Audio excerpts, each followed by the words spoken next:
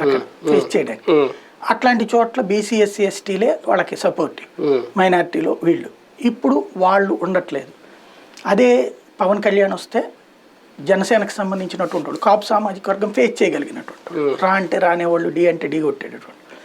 కాబట్టి అప్పుడు వీళ్ళు వచ్చినప్పుడు అక్కడే ఉన్నటువంటి తెలుగుదేశం పార్టీకి సంబంధించిన మిగతా చిన్న బెల్ట్ ఏదైతే ఉందో వాళ్ళందరూ కూడా తోడు నిలవడానికి వీలుంటుంది. కాబట్టి పల్లె ప్రాంతాల్లో జెండా ఎగరేయడం లేదా వివాదాస్పదమైనటువంటి టెన్షన్డ్ సెంటర్స్లో జెండాలు ఎగరేయాలంటే ఒక బలమైనటువంటి ఫిజికల్ శక్తి కావాలి. ఆ ఫిజికల్ శక్తే పవన్ కళ్యాణ్, వాళ్ళు చంద్రబాబు ఆలోచన అది. రెండవది ఏంటంటే కమ్మ కాపు కాంబినేషన్ కలిసిన ప్రతిసారి కూడా విజయం సాధ్యమైంది అది. కాబట్టి కమ్మ కాపు కాంబినేషన్ కలుపుకునేటువంటి ప్రయత్నం. 2014లో కాపు ఓటింగ్ అంతా అటే పడిందా? దాదాపుగా 60% అటుకే పడింది, 60 to 70%. ఎందుకంటే మీకు అప్పుడే కదా గోదావరి జిల్లాలు స్వీప్ అయిపోలా. పైగా ఆయన అప్పుడు రిజర్వేషన్ హామీ కూడా ఇచ్చినట్టున్నారు కదా. కృష్ణా గుంటూరు జిల్లాలో బలంగా వచ్చినాయి, నెల్లూరు జిల్లాలో బలంగా వచ్చినాయి, అనంతపురం జిల్లాలో బలంగా వచ్చినాయి, వీటన్నిటిలో కూడా వచ్చినాయి కదా అప్పుడు.